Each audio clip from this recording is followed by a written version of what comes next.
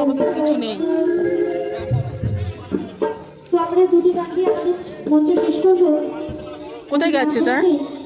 একটা দাদা খুব সুন্দর একটা গানে রিকোয়েস্ট করেছে, যদি তোমরা বলো তবে গিয়ে শুনবে, আমি শোনাবো। একটা ভালোবাসার গান গাইতে বলেছে, ওখানে যারা বসে আছে শোনাবো কি? চলো শোনাচ্ছি।